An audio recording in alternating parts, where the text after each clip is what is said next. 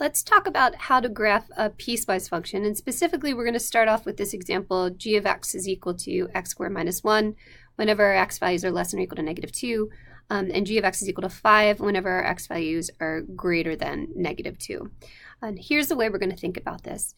This graph, this g of x, has two pieces. The first piece of this graph is going to be a parabola. We already talked about this idea. Anytime we have x squared, we should have a piece of a parabola. A piece specifically because this is a piecewise function.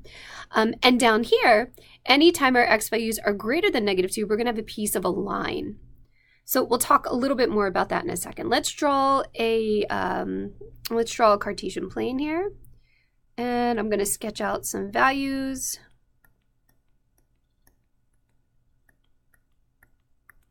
Okay, here's our x, here's our y. Let's go for y. 1, 2, 3, 4, 5, 6, 7, 8, 9, 10.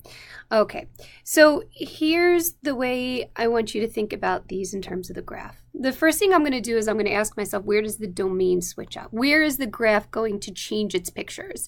And this value over here is going to tell you that. So we are switching up anytime we're crossing over that line negative 2. To the left of negative 2, I'm going to have a piece of a parabola. To the right of negative 2, I'm going to have a piece of a line. So what I'm going to do is just draw a little dashed line to remind myself everything to the left of that line over here, we're going to have a parabola. Everything to the right of that line over here, we're going to have a line. So however many functions we have, that's how many t-charts I'm going to create. I'm going to create a t-chart for x squared minus 1, and then I'm going to create a t-chart for 5. So here, we're going to take a look at the domain, and that's going to let us know what x values we should substitute in to figure out what our y value should be on the graph.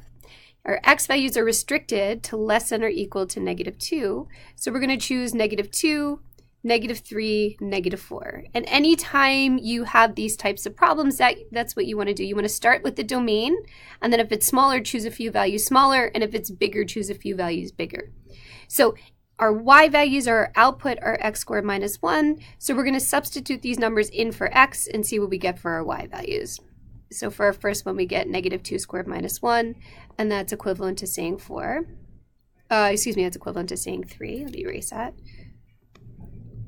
Erase. If we substitute in a negative 3, we have negative 3 squared minus 1, and that's the same thing as saying 8. If we substitute in negative 4, we have negative 4 squared minus 1, and that is equivalent to saying 15.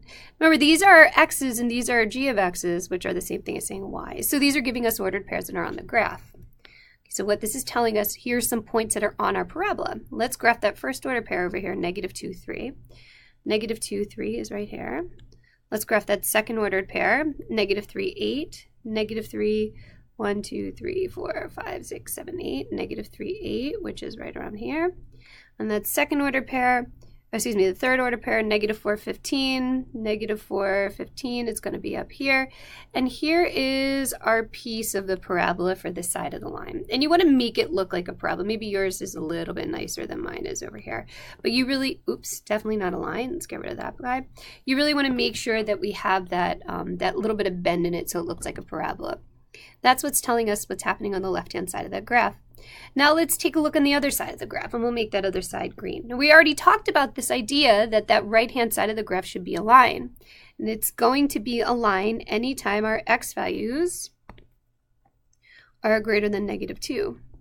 So in terms of substituting in, again, we're going to do that. We're going to substitute and we're going to start with where the domain switches up. And then because our x values are greater than negative 2, I'm going to choose 1 or 2 values that are greater than it. Let's try negative 1 and 0. And the output for this function is 5. So this is just straightforward giving us 3 ordered pairs. Now let's graph that in green. I want to talk to you about this first point over here, negative 2, 5. Notice that at negative 2, we're on the parabola. We're not on the line. And that's because at negative 2, x is less than or equal to negative 2 is defined to be with the parabola.